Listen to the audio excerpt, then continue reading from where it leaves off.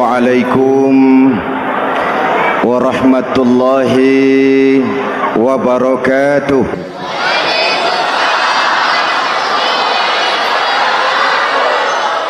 Alhamdulillahi wahdah, sadaqa wa'dah wa nasara 'abdah, wassalatu wassalamu ala man la nabiyya ba'dah, Sayyidina Muhammad ibn Abdullah wa ala alihi wa sahbihi wa mawalah, amma ba'du. Saudara-saudara kaum muslimin yang saya cintai, perjalanan waktu telah mengantarkan kita memasuki Ramadan. Kata orang, jauh berjalan banyak dilihat, dan pengalaman adalah guru yang paling bijaksana. Kalau ibadah Ramadan kita berhasil, maka kita yang malam ini pasti bukan kita sebulan yang lalu. Kita yang malam ini adalah kita yang telah ditempa, digojlok, digembleng oleh kawah candra di mukanya Ramadan. Dan setelah perjalanan panjang, perjuangan mengendalikan diri dan menahan nafsu, kita akan merayakan Idul Fitri. Anggap ini Ramadan terakhir yang diberikan Allah kepada kita. Kenapa? Memang tidak ada jaminan tahun depan ketemu Ramadan lagi. Tidak tahu kita Ramadan tahun depan nanti masih ketemu apa tidak. Sebagaimana kita tidak tahu kita masih hidup atau tidak. Hadirin yang saya hormati, misi kedua Al-Quran, persaudaraan, kebersamaan atas dasar keadilan dan kebenaran. Manusia bersuku-suku, ya. Manusia berbangsa-bangsa, memang itu diakui oleh Al-Quran. Min dzakari wa untha wa ja'alnakum syu'uban wa qabaila. Kami ciptakan kamu dari laki-laki dan perempuan. Kami jadikan kamu bersuku-suku dan berbangsa-bangsa. Apa tujuannya? Agar kamu saling mengenal satu dengan yang lain.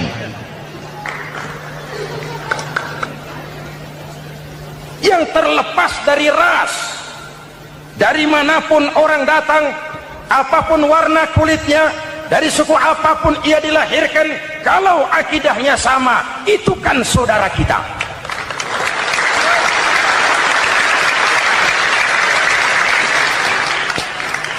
Seperti di masjid, kita tidak peduli dari mana kita datang. Yang datang dari kidul, madhab ngulon mang. Yang datang dari sebelah lor, madhab ngulon mang.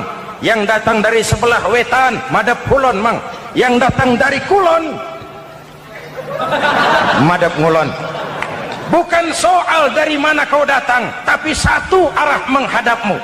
Kau mau Betawi, mau Sunda, mau Jawa, mau Padang, mau Aceh, mau Batak, mau Ambon, kita satu nusa, satu bangsa, satu bahasa. Marilah kita jadi lem perekat buat lingkungan kita di saat keutuhan kita sebagai bangsa sedang dalam ujian berat. Semangat kebersamaan atas dasar keadilan. Tidak ada mayoritas menekan minoritas. Umat Islam itu kalau besar, dia mampu melindungi yang kecil. Kalau kecil, dia bisa menjaga diri. Tiap sholat Jumat, khatib berpesan pada akhir khutbah kedua, innallaha ya'muru bil adli wal ihsan. Innallaha ya'muru bil adli wal ihsan. Allah memerintahkan kamu menegakkan keadilan dengan argumen, bukan dengan sentimen. Mengajak, bukan mengejek. Merangkul, tidak untuk tujuan memukul. Kalau sebagai bangsa kita utuh, kompak dan bersatu, saya yakin kita akan bisa mengatasi kesulitan-kesulitan sekarang ini.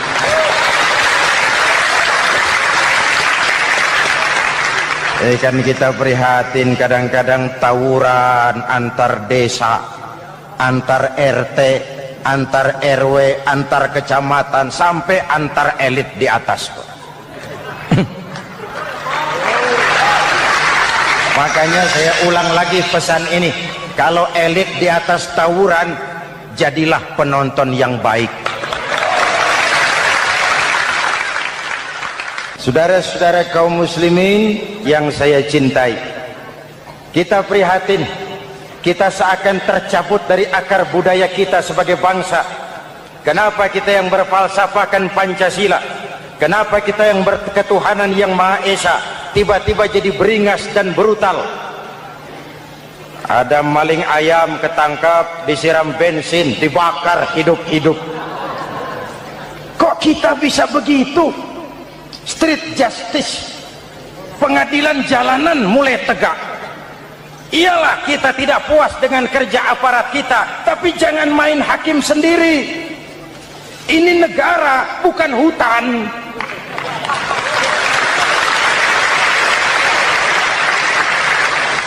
Jangan mencegah kemunkaran dengan menegakkan kemunkaran baru.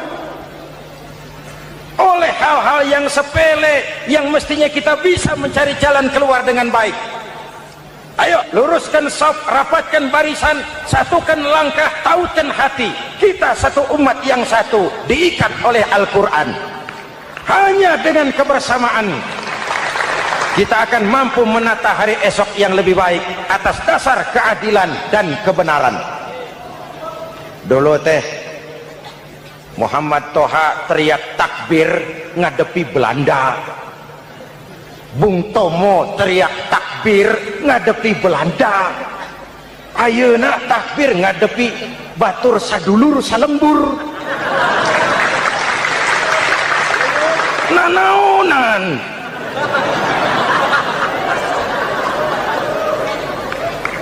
Bung Tomo teriak takbir, Muhammad Toha teriak takbir, yang dihadapi jelas penjajah Belanda.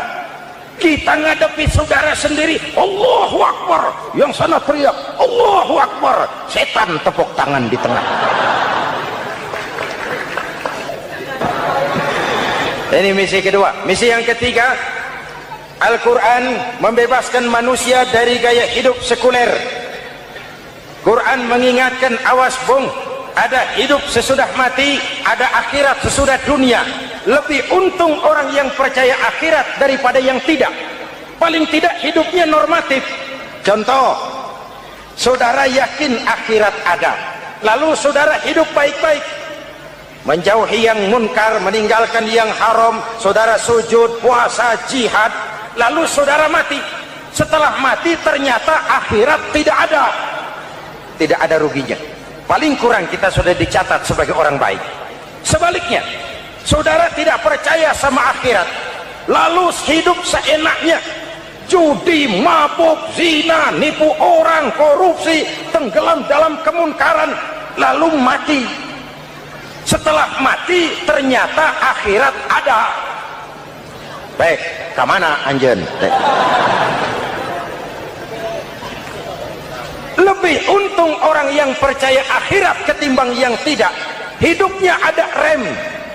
Iya pak, saya kepengen banyak uang, tapi kalau main judi nanti di akhirat bagaimana?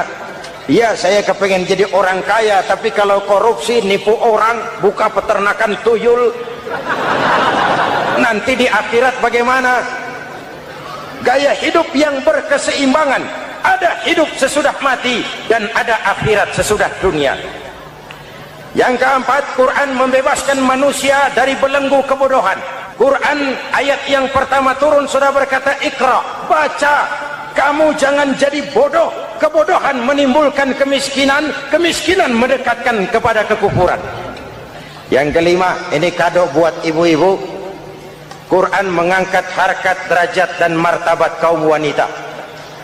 Sebelum Quran turun, sebelum Islam datang, nasib wanita sangat menyedihkan. Dilahirkan hanya untuk melahirkan. Kalaupun berperan, peranannya tidak lebih segitiga. Dapur, sumur, kasur. Kasur, sumur, dapur. Dapur, sumur, kasur. Wanita dilecehkan, sekadar alat pemuas nafsu.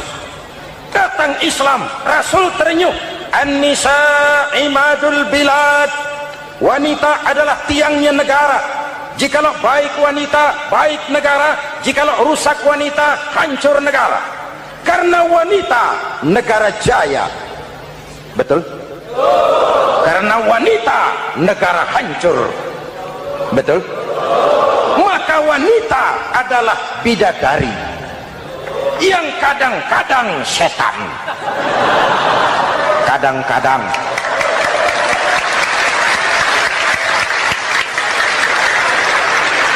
Ini yang hadir di sini bidadari semua.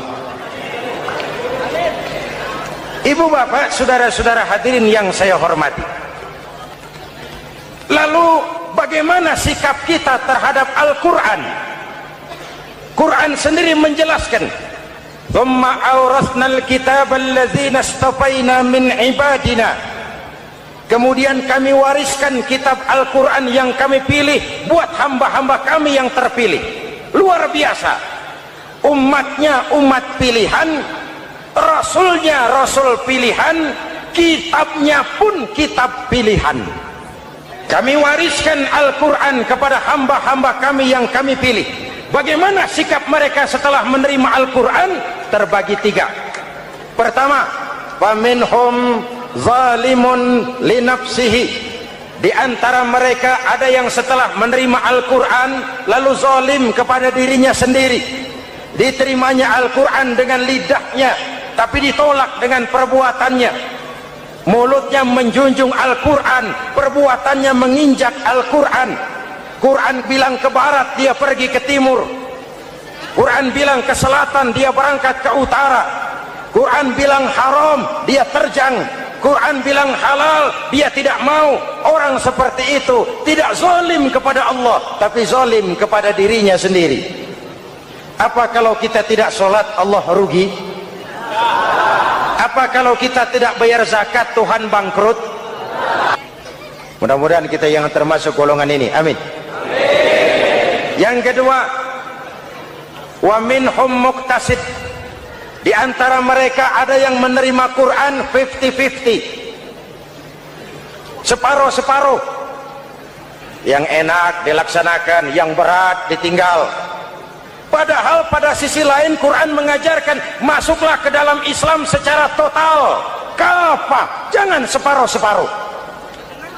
Ini watak munafik. Kalau dilihat Islam menguntungkan, rame-rame teriak Islam. Ketika diminta berjihad, diminta berkorban, diminta zakat, rame-rame mengundurkan diri.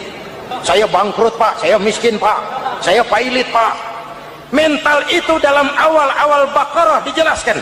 Kullama adha'a lahum masyaw fihi wa idza adlama alaihim qamu. Kalau terang mereka berangkat, kalau gelap mereka mandek. Itu ciri orang munafik beragama. Kalau Islam menguntungkan, rame-rame teriak Islam.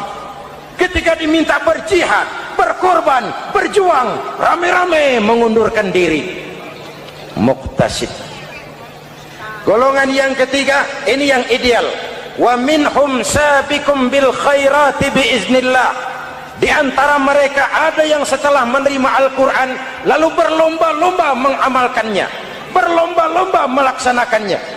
Jangan sampai yang baca Quran dengan suara merdu dapat piala, yang mengamalkan Quran dengan konsekuen dapat penjara.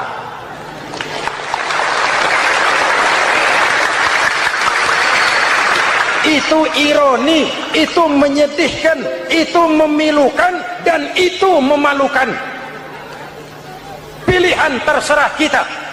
Satu hadis Rasulullah mengajarkan begini, man ja'alal qur'ana amamahu qadahu ilal jannah wa man ja'alal qur'ana khalfahu saqahu ilan nar. Siapa yang meletakkan Quran di depannya, dijadikannya Quran sebagai imam, Quran akan membimbing dia ke surga, surga dunia, lebih-lebih surga akhirat. Sebaliknya, siapa yang meletakkan Quran di belakang, dibelakanginya ajaran Quran, Quran akan mendorong dia ke neraka, neraka dunia, lebih-lebih neraka akhirat. Quran imam apa makmum? Kita makmum apa imam? Makmum ikut imam apa imam ikut makmum? makmum ikut imam. Jikalau Quran adalah imam, jikalau kita adalah makmum. Ke barat kata Quran, ke barat kita berangkat. Ke timur kata Quran, ke timur kita menuju. Halal kata Quran, itu yang kita ambil.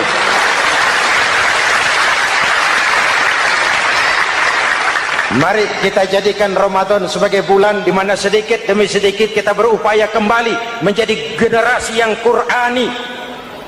Rasulullah pernah ditanya, kalau Tuhan wafat ya Rasul, kemana kami minta nasihat? Aku tinggalkan kamu dua nasihat, satu yang diam saja, satu yang bisa bicara.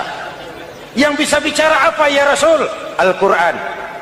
Minta nasihat Quran. Yang diam saja apa ya Rasul? Maut. Dalam hidup ada dua nasihat. Nasihat yang bisa bicara, Al-Quran. Nasihat yang diam saja, maut. Mau dagang, minta nasihat Quran. Mau bertetangga, minta nasihat Quran.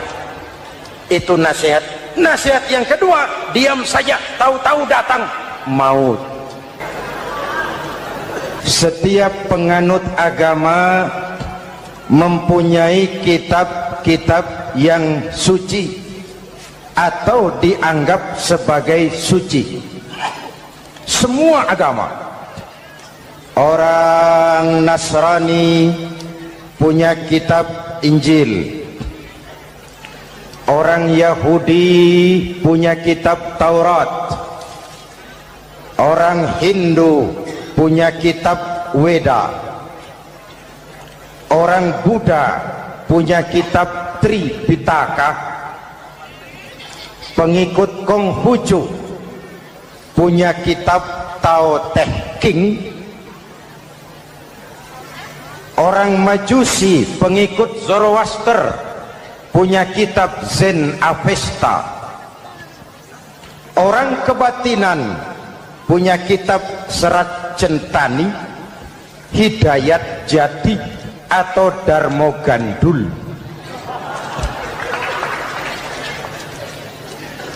Kita umat Islam oleh Allah diberikan Al-Quran yang kita yakini sebagai kitab suci.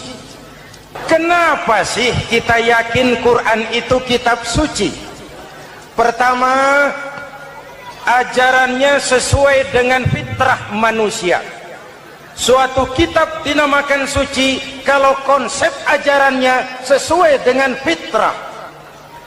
Contoh, ini laki-laki ini seneng nggak sama perempuan?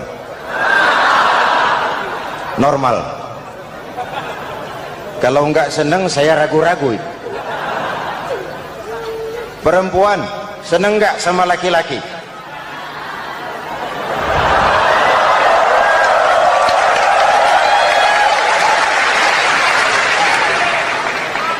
Ini fitrah. Laki-laki suka perempuan, perempuan suka laki-laki. Quran memahami itu. Hai laki-laki, kau senang dengan perempuan. Hai perempuan, kau suka dengan laki-laki. Oke, lewat sini, lewat pintu yang disebut nikah.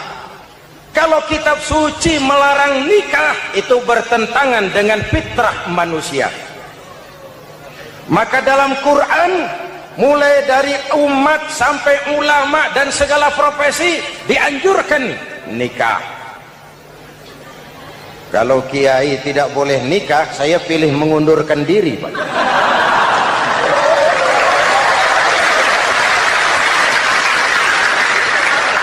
Itu bertentangan dengan fitrah.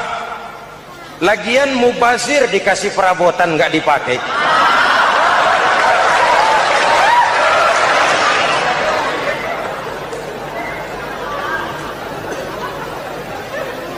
Fitrah. Contoh lagi, manusia perlu makan. Kalau ada kitab suci menyuruh puasa terus dari pagi sampai sore sampai malam sampai pagi lagi, eta teh kitab gelo.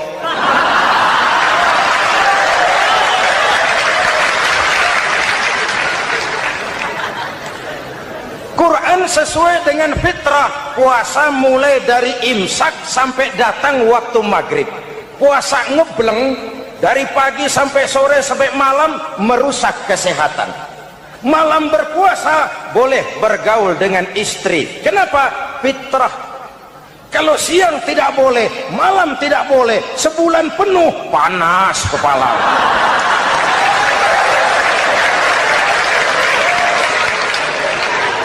Rontok rambut.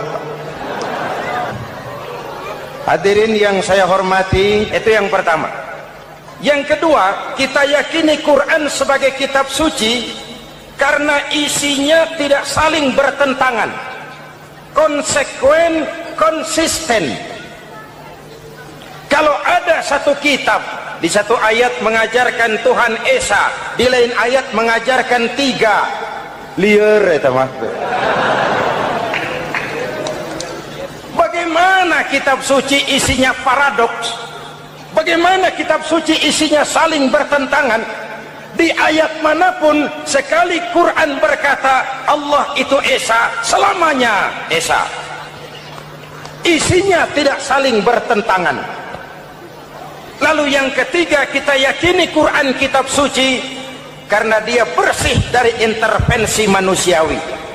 Sejak turunnya Al-Quran menantang, jikalau kamu ragu terhadap Quran yang kami turunkan kepada hamba kami Muhammad, kamu anggap itu cuma bikinan Muhammad. Kalau Muhammad bisa, kamu tentu bisa. Baik, bikin satu surah semacam Al-Quran. 14 abad yang lalu tantangan ini turun dan sampai malam ini belum terjawabkan. Pak, barangkali tidak ada yang mau coba. Banyak. Antara lain Musailamah Al-Kazzab, dia mencoba membuat menandingi Al-Quran. Dia buat satu surah namanya surah Al-Fil. Bunyinya begini, bikinan Musailamah.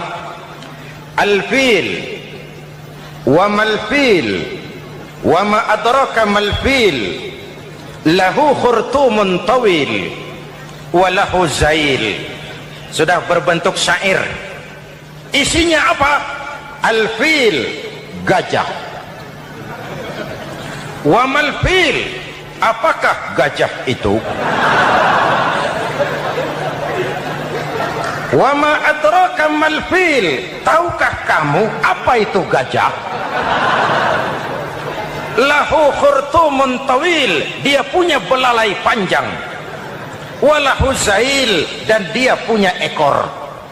Nggak usah turun ayat begituan, orang tahu.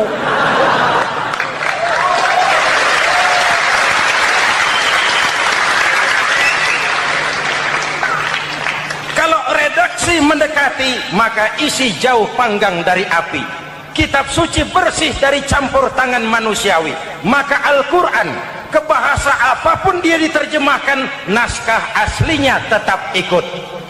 Dia boleh diterjemahkan ke bahasa Sunda, bahasa Jawa, bahasa Padang, bahasa Inggris, bahasa Jerman, bahasa Belanda, naskah aslinya tetap ada.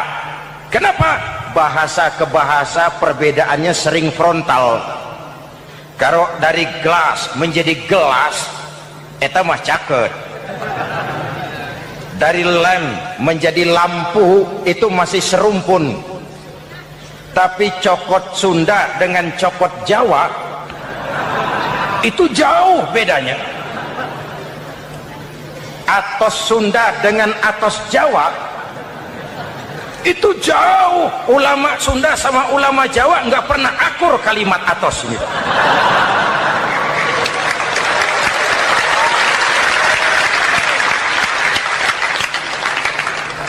Inilah kebenaran janji Allah, inna nahnu nazzalna dzikra wa inna lahu lahafizun.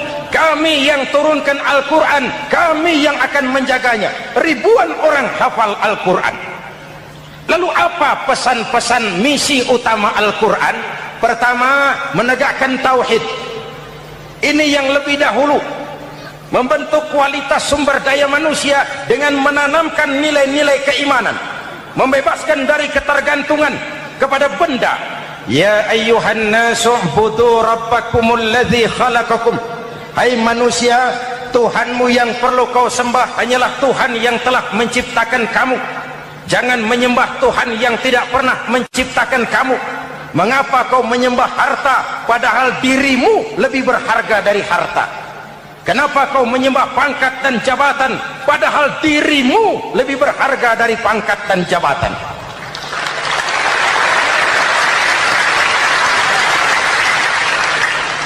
Diajak rasio berpikir, Tuhanmu yang perlu kau sembah hanyalah Tuhan yang menciptakan kamu. Dan Tuhan yang menciptakan kamu itu Tuhan yang lam yalid walam yulad, yang laisa kamislihi syai'un, dan itulah Allah subhanahu wa ta'ala. Ayo orang teh, ayeuna teh boleh pakai teh, ayeuna teh, kita teh kalau kepada syirik jali, syirik yang terang-terangan, insya Allah tidak. Nyata-nyata menyembah berhala, tidak. Nyata-nyata menyembah pohon, tidak.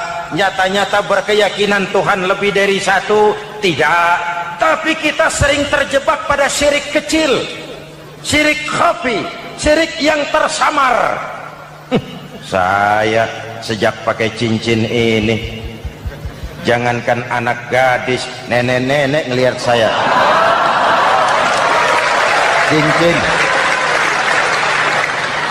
Jangankan anak gadis, nenek-nenek lihat saya lemes cincin. Ini saya sejak ada perkutut rumah ini dagang lancar perkutut. Ini Ramadan bulan penempaan nilai-nilai keimanan. Misi utama Quran menegakkan tauhid, mengurangi kemusyrikan, membebaskan manusia dari ketergantungan kepada benda. Dari situ kualitas sumber daya manusia dimulai. Saya sering mengungkapkan selama ini sistem pendidikan kita cuma mengisi otak, bukan membentuk watak.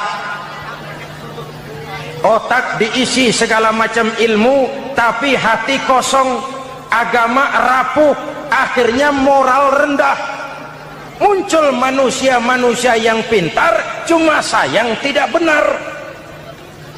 Indonesia kita bangkrut, Indonesia kita terpuruk, Indonesia kita sakit sekarang ini kan ulahnya orang-orang yang pintar tapi tidak benar.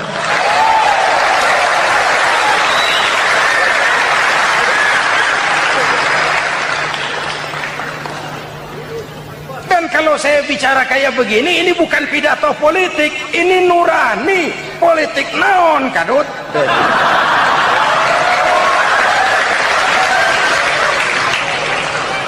Ini nurani, ini tanggung jawab sebagai anak bangsa. Ibu bapak, saudara-saudara hadirin yang saya hormati, Rasul kalau masuk sepertiga yang akhir, sing-singan baju, hamparkan sajadah, lebih banyak di masjid daripada di rumah. Itu Rasul. Maka sepertiga yang akhir masjid makin ramai. Lihat Masjidil Haram. Lain dengan kita. Sepertiga yang akhir masjid mulai mengalami kemajuan, safnya makin maju.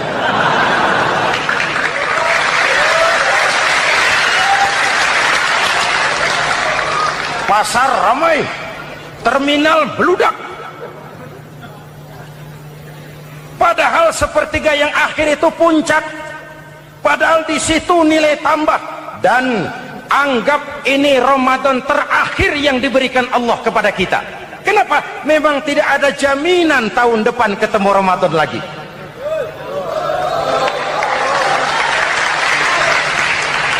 Anggap ini Ramadan terakhir yang diberikan Allah kepada kita. Tidak ada jaminan tahun depan Ramadan akan ketemu lagi. Tidak ada jaminan. Manfaatkan pelukan pemutihan. Semua kita melakukan introspeksi. Tidak tahu kita Ramadan tahun depan nanti masih ketemu apa tidak. Sebagaimana kita tidak tahu kita masih hidup atau tidak.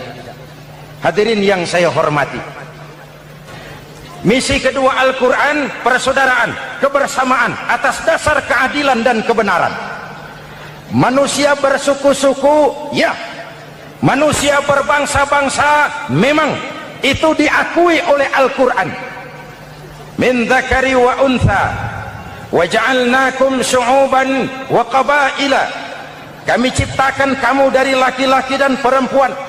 Kami jadikan kamu bersuku-suku dan berbangsa-bangsa. Apa tujuannya? agar kamu saling mengenal satu dengan yang lain.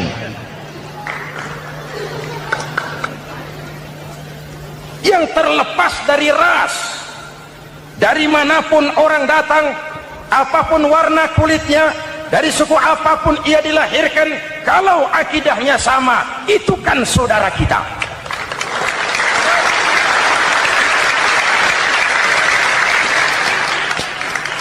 Seperti di masjid, kita tidak peduli dari mana kita datang. Yang datang dari kidul, madhab ngulon mang. Yang datang dari sebelah lor, madhab ngulon mang. Yang datang dari sebelah wetan, madhab kulon mang. Yang datang dari kulon, madhab ngulon. Bukan soal dari mana kau datang, tapi satu arah menghadapmu. Kau mau Betawi, mau Sunda, mau Jawa, mau Padang, mau Aceh, mau Batak, mau Ambon, kita satu nusa, satu bangsa, satu bahasa. Marilah kita jadi lem perekat buat lingkungan kita di saat keutuhan kita sebagai bangsa sedang dalam ujian berat. Semangat kebersamaan atas dasar keadilan. Tidak ada mayoritas menekan minoritas. Umat Islam itu kalau besar, dia mampu melindungi yang kecil. Kalau kecil, dia bisa menjaga diri. Tiap sholat Jumat, khatib berpesan pada akhir khutbah kedua, innallaha ya'muru bil adli wal ihsan. Innallaha ya'muru bil adli wal ihsan. Allah memerintahkan kamu menegakkan keadilan dengan argumen, bukan dengan sentimen. Mengajak, bukan mengejek. Merangkul, tidak untuk tujuan memukul. Kalau sebagai bangsa kita utuh, kompak dan bersatu, saya yakin kita akan bisa mengatasi kesulitan-kesulitan sekarang ini.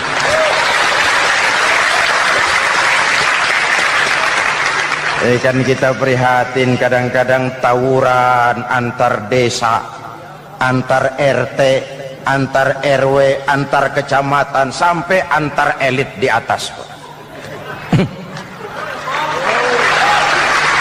Makanya saya ulang lagi pesan ini, kalau elit di atas tawuran, jadilah penonton yang baik.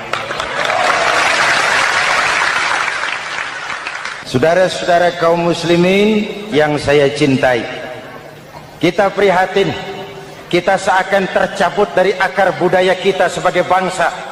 Kenapa kita yang berfalsafahkan Pancasila, kenapa kita yang berketuhanan yang Maha Esa tiba-tiba jadi beringas dan brutal? Ada maling ayam ketangkap, disiram bensin, dibakar hidup-hidup. Kok kita bisa begitu? Street justice, pengadilan jalanan mulai tegak. Iyalah kita tidak puas dengan kerja aparat kita, tapi jangan main hakim sendiri. Ini negara, bukan hutan.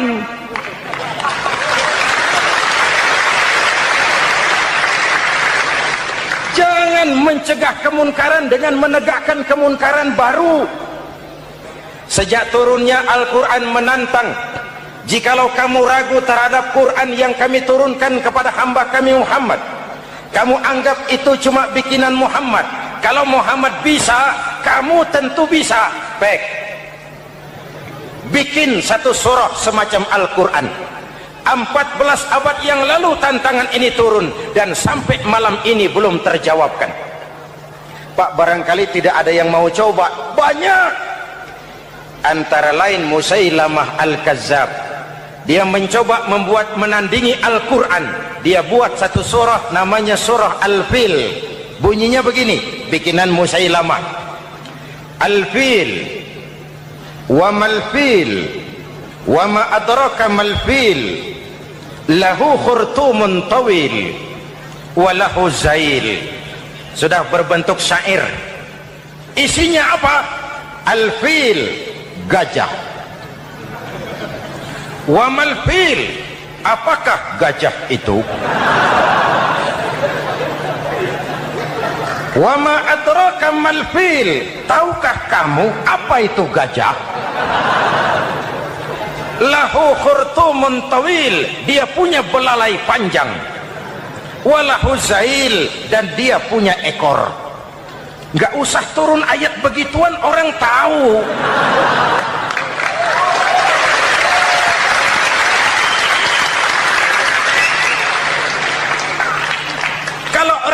suci mendekati, maka isi jauh panggang dari api. Kitab suci bersih dari campur tangan manusiawi.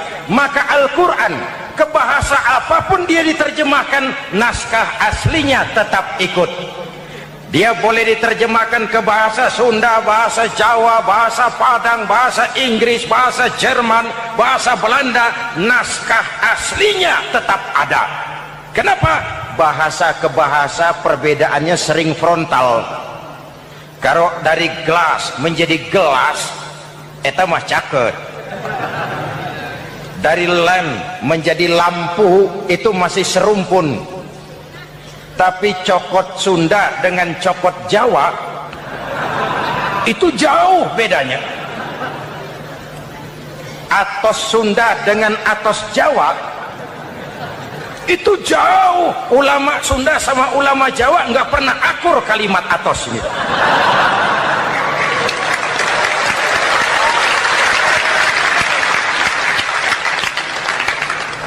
Inilah kebenaran janji Allah, inna nahnu nazzalna dzikra wa inna lahu lahafizun. Kami yang turunkan Al-Quran, kami yang akan menjaganya. Ribuan orang hafal Al-Quran. Lalu apa pesan-pesan misi utama Al-Quran? Pertama, menegakkan tauhid. Ini yang lebih dahulu. Membentuk kualitas sumber daya manusia dengan menanamkan nilai-nilai keimanan. Membebaskan dari ketergantungan kepada benda. Ya ayyuhan nasu ubudu rabbakumul ladzi khalaqakum. Hai manusia, Tuhanmu yang perlu kau sembah hanyalah Tuhan yang telah menciptakan kamu. Jangan menyembah Tuhan yang tidak pernah menciptakan kamu. Mengapa kau menyembah harta padahal dirimu lebih berharga dari harta? Kenapa kau menyembah pangkat dan jabatan padahal dirimu lebih berharga dari pangkat dan jabatan?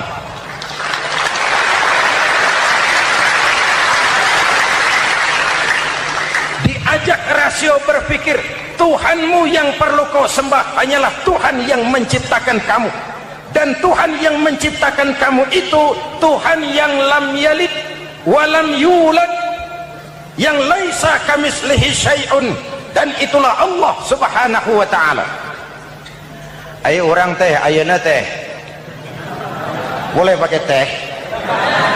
Ayeuna teh, kita teh kalau kepada syirik jali, syirik yang terang-terangan, insya Allah tidak. Nyata-nyata menyembah berhala, tidak. Nyata-nyata menyembah pohon, tidak. Nyata-nyata berkeyakinan Tuhan lebih dari satu, tidak. Tapi kita sering terjebak pada syirik kecil, syirik khafi, syirik yang tersamar. Saya sejak pakai cincin ini, jangankan anak gadis, nenek-nenek ngelihat saya cincin. Jangankan anak gadis, nenek-nenek lihat saya lemes cincin. Ini saya sejak ada perkutut rumah ini dagang lancar perkutut. Oleh hal-hal yang sepele yang mestinya kita bisa mencari jalan keluar dengan baik. Ayo luruskan saf, rapatkan barisan, satukan langkah, tautkan hati. Kita satu umat yang satu, diikat oleh Al-Quran. Hanya dengan kebersamaan kita akan mampu menata hari esok yang lebih baik atas dasar keadilan dan kebenaran.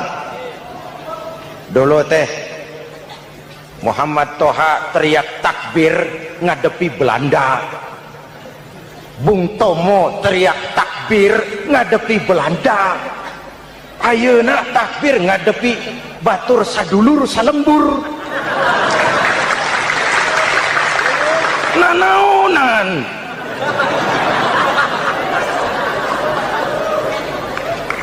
Bung Tomo teriak takbir, Muhammad Toha teriak takbir, yang dihadapi jelas penjajah Belanda.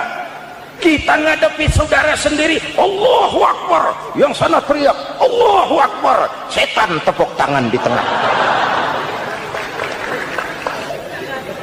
Yuk kita rukun yuk, kita kompak yuk, kita bersatu yuk, kita pulang yuk.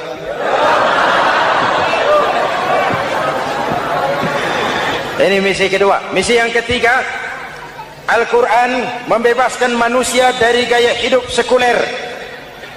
Quran mengingatkan, awas bung, ada hidup sesudah mati, ada akhirat sesudah dunia.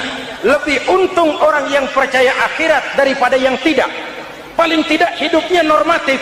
Contoh, saudara yakin akhirat ada, lalu saudara hidup baik-baik, menjauhi yang munkar, meninggalkan yang haram, saudara sujud, puasa, jihad, lalu saudara mati. Setelah mati ternyata akhirat tidak ada ruginya. Paling kurang kita sudah dicatat sebagai orang baik.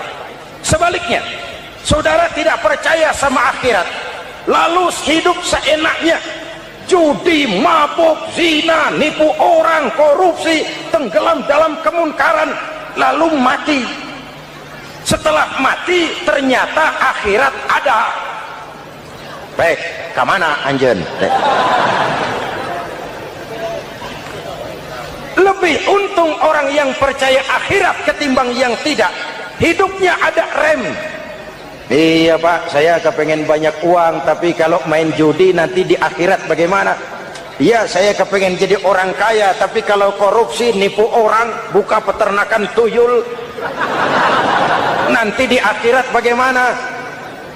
Gaya hidup yang berkeseimbangan. Ada hidup sesudah mati dan ada akhirat sesudah dunia. Yang keempat, Quran membebaskan manusia dari belenggu kebodohan. Quran ayat yang pertama turun sudah berkata, Iqra, baca, kamu jangan jadi bodoh. Kebodohan menimbulkan kemiskinan, kemiskinan mendekatkan kepada kekufuran. Yang kelima, ini kado buat ibu-ibu, Quran mengangkat harkat, derajat dan martabat kaum wanita. Sebelum Quran turun, sebelum Islam datang, nasib wanita sangat menyedihkan. Dilahirkan hanya untuk melahirkan.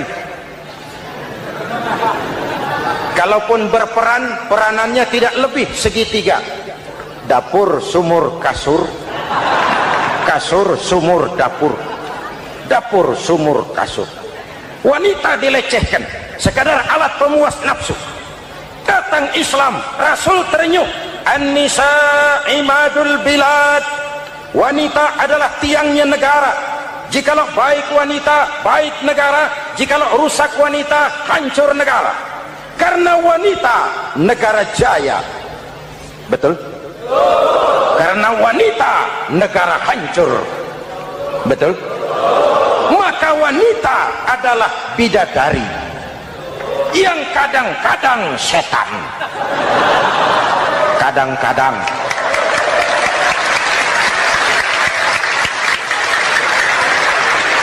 Karena yang hadir di sini bidadari semua. Ibu bapak, saudara-saudara hadirin yang saya hormati. Lalu bagaimana sikap kita terhadap Al-Quran? Quran sendiri menjelaskan, "Tsumma awrasnal kitaba alladzina istafaina min ibadina." Kemudian kami wariskan kitab Al-Quran yang kami pilih buat hamba-hamba kami yang terpilih. Luar biasa. Umatnya umat pilihan, Rasulnya Rasul pilihan, kitabnya pun kitab pilihan. Kami wariskan Al-Quran kepada hamba-hamba kami yang kami pilih. Bagaimana sikap mereka setelah menerima Al-Quran? Terbagi tiga. Pertama, faminhum zalimun linafsihi. Di antara mereka ada yang setelah menerima Al-Quran lalu zalim kepada dirinya sendiri. Diterimanya Al-Quran dengan lidahnya, tapi ditolak dengan perbuatannya. Mulutnya menjunjung Al-Quran, perbuatannya menginjak Al-Quran. Quran bilang ke barat, dia pergi ke timur. Quran bilang ke selatan, dia berangkat ke utara. Quran bilang haram, dia terjang. Quran bilang halal, dia tidak mau. Orang seperti itu tidak zalim kepada Allah, tapi zalim kepada dirinya sendiri. Mudah-mudahan kita yang termasuk golongan ini. Amin. Yang kedua, wa minhum muqtasid. Di antara mereka ada yang menerima Quran 50-50. Separuh-separuh. Yang enak dilaksanakan, yang berat ditinggal. Padahal pada sisi lain Quran mengajarkan masuklah ke dalam Islam secara total, kafah, jangan separuh-separuh. Ini watak munafik. Kalau dilihat Islam menguntungkan, rame-rame teriak Islam. Ketika diminta berjihad, diminta berkorban, diminta zakat, rame-rame mengundurkan diri. Saya bangkrut pak, saya miskin pak, saya pailit pak. Mental itu dalam awal-awal Baqarah dijelaskan. Kullama adha'a lahum masyaw fih wa idza adlama alaihim qamu. Kalau terang mereka berangkat, kalau gelap mereka mandek. Itu ciri orang munafik beragama. Kalau Islam menguntungkan, rame-rame teriak Islam. Ketika diminta berjihad, berkorban, berjuang, rame-rame mengundurkan diri. Muqtasid. Golongan yang ketiga, ini yang ideal. Wa minhum sabiqum bil khairati biiznillah. Di antara mereka ada yang setelah menerima Al-Quran lalu berlomba-lomba mengamalkannya, berlomba-lomba melaksanakannya. Jangan sampai yang baca Quran dengan suara merdu dapat piala, yang mengamalkan Quran dengan konsekuen dapat penjara.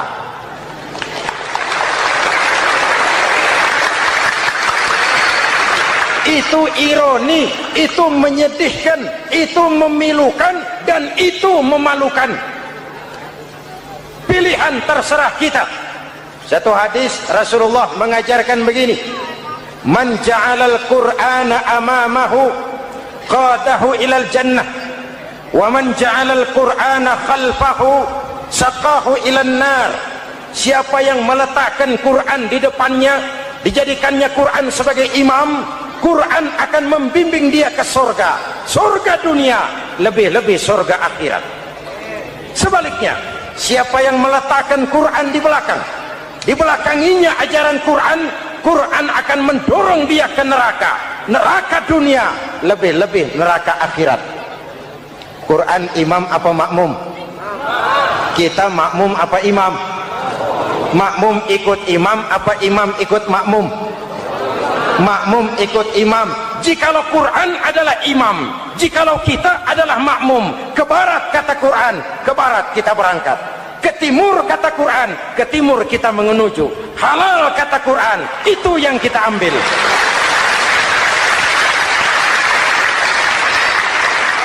Mari kita jadikan Ramadan sebagai bulan di mana sedikit demi sedikit kita berupaya kembali menjadi generasi yang Qurani. Rasulullah pernah ditanya, kalau Tuhan wafat ya Rasul, kemana kami minta nasihat? Aku tinggalkan kamu dua nasihat. Satu yang diam saja, satu yang bisa bicara. Yang bisa bicara apa ya Rasul? Al-Quran. Minta nasihat Quran. Yang diam saja apa ya Rasul? Maut. Dalam hidup ada dua nasihat. Nasihat yang bisa bicara, Al-Quran. Nasihat yang diam saja, maut. Mau dagang, minta nasihat Quran. Mau bertetangga, minta nasihat Quran. Itu nasihat. Nasihat yang kedua, diam saja, tahu-tahu datang maut. Makanya anggap ini Ramadan terakhir yang diberikan Allah kepada kita, karena tahun depan tidak ada jaminan kita bertemu Ramadan. Manfaatkan 10 yang akhir untuk meningkatkan nilai ibadah kita kepada Allah Subhanahu wa taala.